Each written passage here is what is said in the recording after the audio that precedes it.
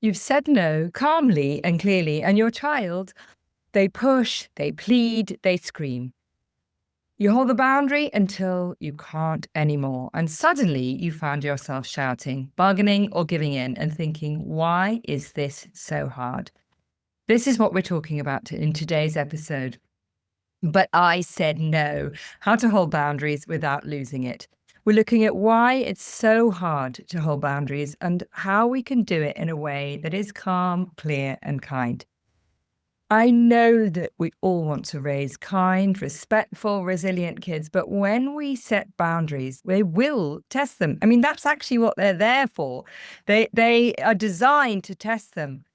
But we get tired and we get impatient and we check out. And we can so often talk ourselves out of holding firm, saying things to ourselves like, oh, I just can't take this anymore, or anything for a quiet life.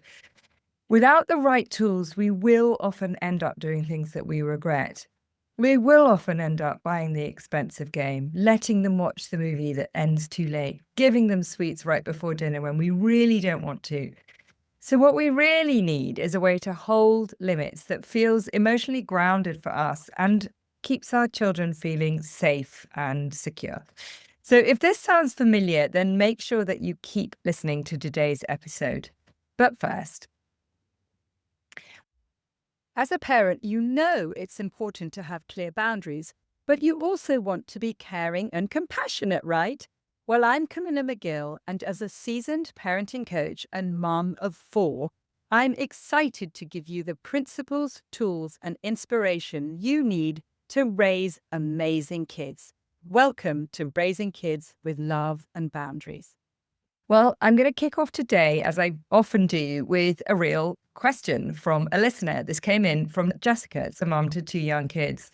What do you do when you're in the supermarket and your child is begging you for Coco Pops? My child said, everybody else has Coco Pops for breakfast. You're so mean. You're such a bad mum. I feel like everybody's watching me. I feel like it's ramping up into a tantrum that I'm not going to be able to hold. Just be so embarrassed by. This is the synopsis of what Jessica said to me. And I just feel so guilty saying no, but I really don't want to buy the Coco Pops. What do I do? So such a great question from Jessica. We're going to come back to this later. And for now, we're going to look at 3 tools that help us hold the boundaries without losing it. Number 1, hold the line with warmth. Okay, so what do I mean? This just isn't about saying no harshly or coldly.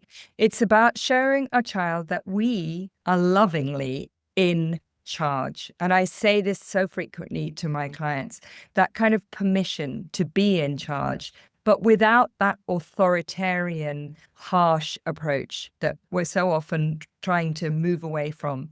So we can say no and we can stay connected. Here's an example of what that might sound like. You really wanted another biscuit. I get that. And I really recommend saying and, not but. It's received a lot better because it doesn't negate what we've just said. So you really wanted another biscuit. I get that. And we're not having any more right now. Resist the temptation to give long explanations. They really can't hear them, especially when they're emotionally dysregulated, when their brain really isn't able to process logical explanations. So we're acknowledging the feeling while holding the boundary calmly. And we're saying, I heard and understood you. I don't have to agree with you. They will tell us that everybody has Cocoa Pops at breakfast. It's most likely not true. So I don't have to agree with you.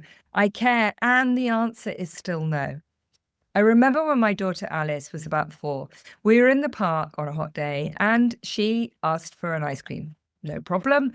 But she insisted on having a mint ice cream, mint flavored ice cream. I knew that she didn't really like mint or wasn't going to like it. It's quite strong and I knew she wasn't going to like it. So I said, are you sure? Are you really sure that you want mint? You normally choose chocolate. She snapped, stop telling me what to do. Very tempted to snap back at her, but for that moment, I zit my lip. I checked once more. Are you sure? And then I just let her choose. I think you know what's going to happen. She took one lick and she said, It's horrible. I want a chocolate one instead. Now, I could have said yes, but this was also a part of a pattern. I chose to hold the boundary. I said, I know that you don't like it, and that's really hard. It's disappointing, and we're not getting another one today. She cried, she threw the ice cream on the ground, she stamped her feet. And I did say, well, I told you so. Side note, my husband says nobody likes smug, righteous people when they say things like that. But I also said, it's really hard when we think we're going to like something, and it turns out that we don't. We wish that we could go back and choose differently. It really was difficult, but it was powerful.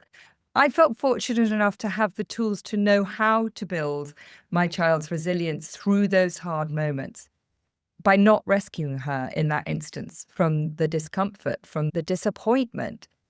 But these are moments that grow trust between us because our children learn you're not going to change the rule just because I'm upset. But you're also going to, empathize with me and stay close while I have these big feelings. So number 2, don't explain on repeat. Remember to hit follow or subscribe so you get alerted to future episodes. When we explain our decision over and over, it feels like we're being reasonable. But to our child, it sounds like, keep negotiating because this might be up for discussion. There's a chink there.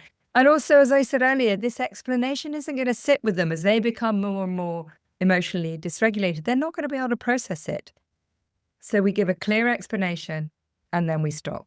We're not buying toys today. That's the rule. You may have a rule about when or you don't, buy things. I think that's a great one. I don't buy things at garages. So that was a rule I had. So if we're tired of repeating ourselves, if we're tired of hearing ourselves nag or even ramp up to a shout, you will find my free guide really helpful. It's called How to Get Your Kids to Listen Without Nagging or Shouting. You need to just go to myparentingsolutions.com/just listen. So our tone does the heavy lifting. We don't need to justify again and again. Repeating ourselves invites the debate and also undermines our leadership. Rachel, a client I work with, had been letting her daughter Sophie use the iPad at bedtime. It helped while Rachel put the younger sibling to bed, but taking it away, always a battle. And then Sophie started waking in the night, needing it to fall asleep again. Rachel and her husband were exhausted. So in one of our sessions together, we made a plan. I recommended that they let Sophie know 3 days ahead that the routine was changing, that the iPad was going, that she wasn't going to be allowed to have the iPad at bedtime. I also recommended that they involved her in choosing calming activities, some alternatives to the iPad that she could do while Rachel was putting the baby to bed. And they followed through. The next week, Rachel said, we've done 5 nights without the iPad. And now Sophie's stopped asking for it. She's calmer, she's enjoying her books, and she's actually sleeping better. So when we stop over-explaining, we just let the boundary speak to it for itself. And particularly in the guide, the Just Listen guide, you'll learn the GREAT method, and that's really helpful for things like this. So we've got to give our child the space to adjust without the pressure of persuasion. If we're struggling with bedtime, screen time, or anything else that's draining us, you might want to know that I offer free discovery calls. So we can chat through and I can make recommendations about how I can support you. For that, you go to myparentingsolutions.com/chat, or you just go to the show notes. So number 3, when we're trying to help ourselves hold the boundary without cracking, stay steady in the storm. So this might be the hardest one because I get it. When our child is losing it, it often triggers something in us.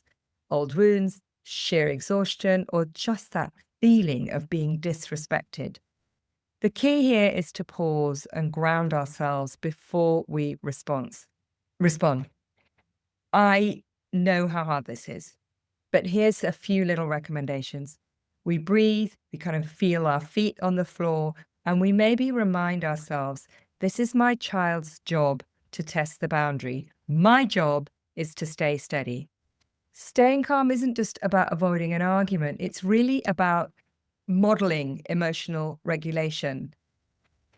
And when we do snap, because we can actually come back, we can repair, we can say sorry, and we can show what it means to take responsibility for our own feelings.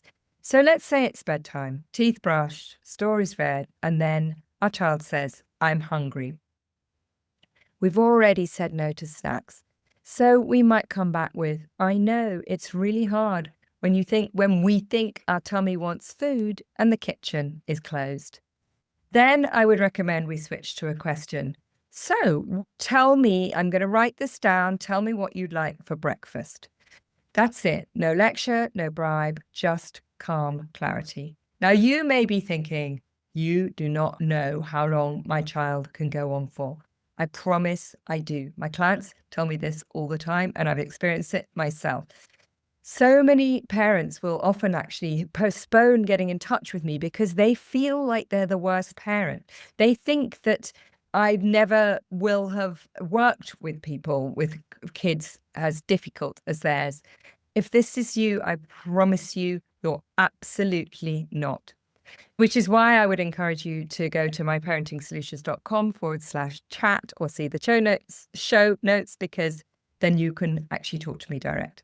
But we've got to remember that sometimes our calm presence is so much more powerful than any logic or consequence. So back to the supermarket. So the question of the week was, I'm in the supermarket. I've said no to Coco Pops. And my child is shouting, you're a bad mummy. This was the question that came in for me from Jessica. What can we do? So I would really recommend coming back to the breathing, breathe and acknowledge. 2 really great tools. You really want the Coco Pops, and we're not getting them today. And we've got to set the limit. It's okay to be upset. You can say, yeah, you really don't like me like that right now. You really don't like me right now. So that's a good way of responding. But I would also say it's quite good if you know they're going to nag for something beforehand, to explain before you've gone into the supermarket. We are only getting things off our list. There may be stuff that you see that you want, and just so you know, I won't be buying them. So what to remember when we wobble? We will wobble. We will give in. We will snap. We will over-explain. But each moment is a chance to come back, to model, to repair, to reset.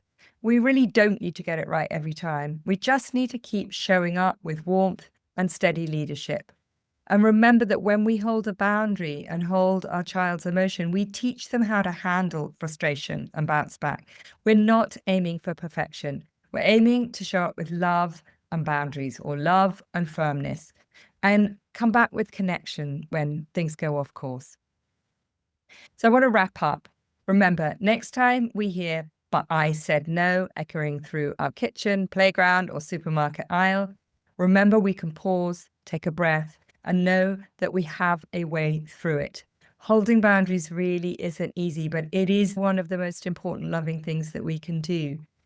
A reminder that we are helping our children feel safe within limits. We're building trust, and we're laying the foundation for resilience in them and actually in us. So maybe after listening, you're still thinking, look, I get this theory, but in the moment it all goes out the window. It's totally normal, because knowing what to do isn't the same as having the support to actually do it consistently. So just to reiterate, if you want more calm, confidence and connection in your day-to-day life, or you know somebody else that does, maybe you've got it okay, but you've got a friend who does, get some support to apply this to your child's unique personality, your family's needs, and your real-life challenges can be transformational. And that's where I come in. So do book that discovery call, or recommend me to a friend, myparentingsolutions.com/chat, or see the show notes for how to get my free guide to listening. And remember, if we keep doing what we've always done, we're going to feel stuck in the same cycles. But also small changes with the right support really can lead to huge shifts at home. Thank you so much for listening. Make sure that you hit follow or subscribe so that you never miss an episode. And please tell your friends to tune in to Raising Kids to Love and Boundaries with me, Camilla McGill. And if you can rate the podcast all the better, or even write a review. That would be great too. But thank you so much for listening to me today.